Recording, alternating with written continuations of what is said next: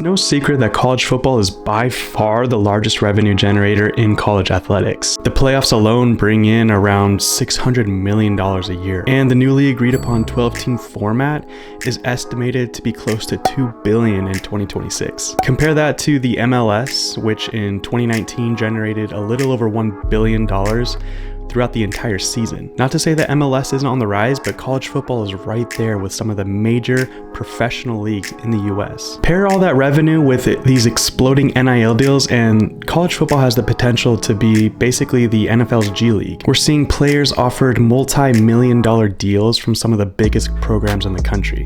Fat stacks are being spent on the most state-of-the-art facilities, training staffs, travel, meals, you name it. And a huge part of that money goes into scouting the best talent, which makes sense given the fact that the best way to make sure that fans are filling the stadiums and tuning in on TV is to put the best possible product on the field. But how do we as fans know who's the best? Stars. Every fan of college football knows exactly what the star rating system is. I'm sure many of us frequently traffic 247's website to see who's on the radar for our favorite team's upcoming recruiting class. But most of us don't have the time to check all the tapes and visit the school of all the recruits that our team is targeting. Maybe for some of the high-end guys, we'll see a highlight reel being posted on Twitter. But for the most part, we want to see those stars next to the name to measure expectations for their college career. But is that a fair evaluation? Is the star system really that accurate? Is that really all a team needs to bring a championship to their school?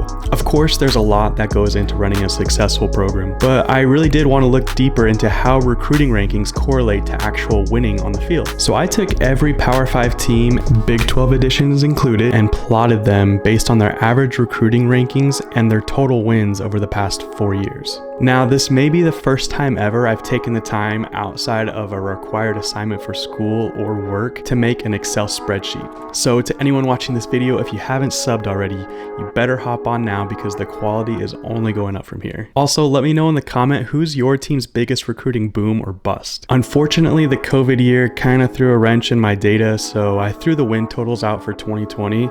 But here's what I found. So right here, we have rankings versus wins on the field. On the left, we have recruiting rankings, and then the bottom, total wins. And that line going right down the middle is basically the average. So if your team is close to that line, you're basically meeting expectations as far as your recruiting classes are going. You're winning the amount of games that you should based on how good your players are. So Duke, it looks like TCU, Washington, UCLA, Michigan State, Wisconsin, all those teams are basically as good as we should expect them to be. And there's teams that overachieve, there's teams that underachieve. So Houston, BYU, hey, doing pretty good. Wake Forest, UCF, and Cincinnati can take with a grain of salt because they are still in the G5 until next year. And the teams that are underachieving, obviously that's the likely suspects. Stanford, Nebraska, Miami perpetually gets these awesome recruiting classes but does nothing with them.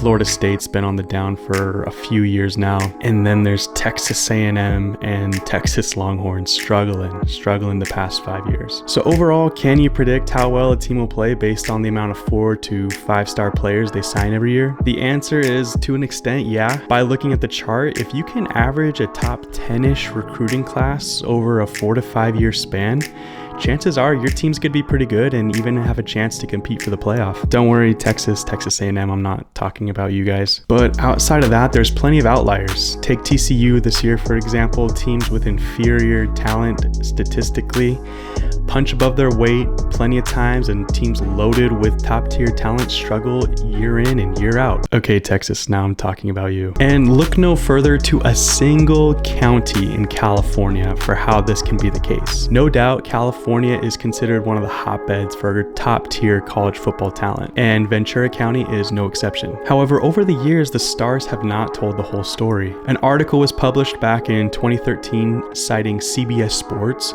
who themselves posted the top 5 most overrated prospects since 2002. Of the 5, 3 of them were from Ventura County: Ben Olsen, Whitney Lewis, and Daryl Scott. All didn't work out for a number of reasons.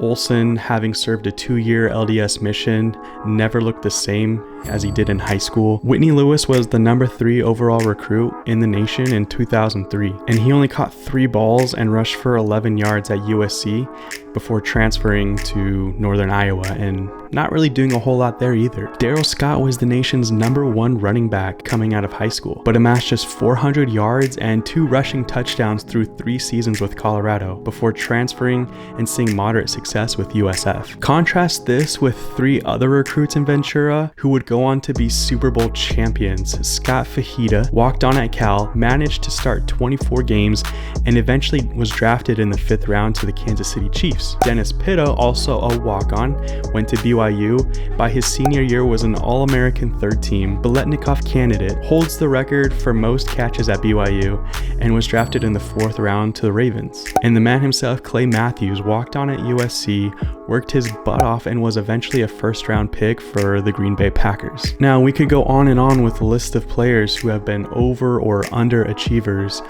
following their high school career. And it's understandable. The jump from high school football to D1 is a huge leap, and not everyone can do it. Overall, is the star system accurate? The answer is sort of. It's not a bad measuring stick, and if you want to compete at the highest level of the sport, you have to string together top recruiting classes over 4 to 5 years, no doubt. But every once in a while, we get those TCUs or those Clay Matthews who are late bloomers and end up shocking us all. And there's a reason 247's recruiting rankings don't perfectly match the college football top 25 every year. These are young men, not just numbers and not just star rankings. Who's your favorite recruit going into the 2023 season for your team? Hit the like if you like the video, subscribe for more videos, and we'll see you guys in the next one.